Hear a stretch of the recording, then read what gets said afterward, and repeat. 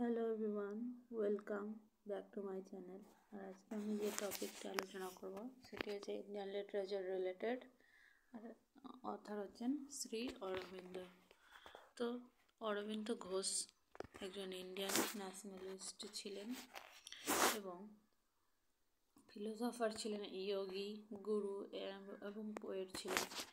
তিনি ইন্ট্রোডিউস করেছিলেন তার ভিশন যে কীভাবে হিউম্যানদের প্রোগ্রেস করা যায়, যে হিউম্যানদের যে স্পিরিচুয়াল এভলিউশন তার প্রোগ্রেস করা যায় সেই সম্পর্কে তিনি আলোচনা করতেন। এবং তিনি ছিলেন যে ব্রিটিশদের দ্বারা তাকে বন্দি করা হয়েছিল, কারণ তার যে আর্টিকেল ছিল সেই সব রাইটিংয়ের জন্য।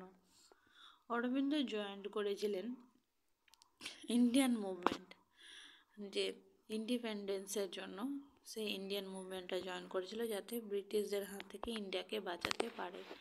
তার এছাড়া তিনি অনেক ধরনের যে লিটারারি ওয়ার্ক লিখেছিলেন, যেমন দ্য লাইফ ডিভাইন, যেটা ডিল করে যোগা নিয়ে, এবং সাবিত্রী, এ লেজেন্ড অ্যান্ড এ সিম্বল, একটা এপিক পোয়েম লিখেছিলেন যেখানে তিনি রেফার করেছিলেন মহাভারতের স্টোরিকে। এবং তিনি যে ইন্টারনাল যোগা আমাদের লাইফে তার যে কাজ সেইটাও তিনি ডিসকাস করেছিলেন।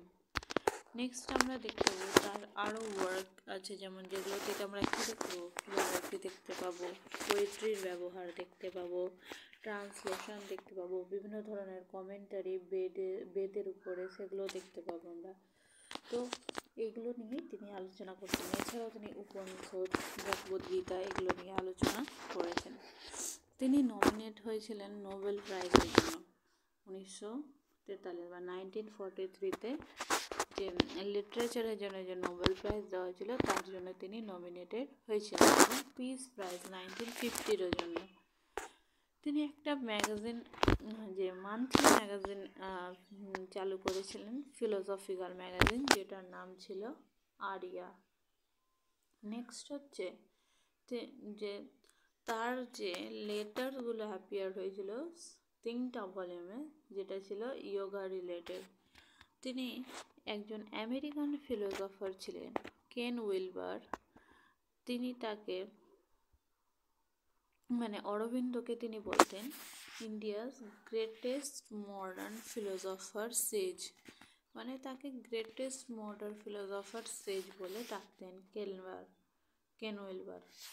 এবার চলো আমরা তার তো বায়োগ্রাফি সম্পর্কে এবং বেসিক কিছু ডিটেলস তার সম্পর্কে জানলাম। এবার তার কিছু ইম্পর্টেন্ট ওয়ার্ক যেগুলো আমরা আলোচনা করব, বা যে ইম্পর্টেন্ট ওয়ার্কগুলো যে লিস্ট আছে সেগুলো আমি এখানে দিয়ে দিয়েছি, চাইলে তোমরা স্ক্রিনশট নিয়ে নিতে পারো। এবং এই ওয়ার্কগুলোর সামারি আমি পরে ডিসকাস করব। তো প্রথমেই দেখতে পাচ্ছ খুবই একটা famous work, Savitri, a legend and a symbol. বললাম এটা এক ধরনের এপিক পোয়েম, এবং এটা লেখা হয়েছে ব্ল্যাঙ্ক ভার্সে। আর এইটা যে স্টোরিটা বেসড হচ্ছে যে মহাভারতের যে থিওলজি তার উপরে বেসড করে এই এপিক পোয়েমটা লেখা হয়েছে। নেক্সট হচ্ছে দ্য লাইফ ডিভাইন, তারপরে আছে synthesis of yoga, হাইম to the mystic fire. এইগুলোই ওয়ার্ক, ফেমাস ওয়ার্ক অরবিন্দর লেখা। এবার তার একটা খুবই ফেমাস কোটেশন ছিল অরবিন্দর, যেটা হচ্ছে কি বলছে দেখো, the voice of poetry, poetry যে ভয়েস সেটা কোথায় থেকে আসে, from a reason above us, আমাদের উপরে যে রিজন তার উপর থেকে আসে, a plane of our being above and beyond our personal intelligence. আমাদের একটা পার্সোনাল যে ইন্টেলিজেন্স এবং তার উপরেও যে একটা বিইং আছে, সেখান থেকে কি পোয়েট্রির ভয়েসটা আছে। এটাই ছিল অরবিন্দের ফেমাস একটা কোটেশন।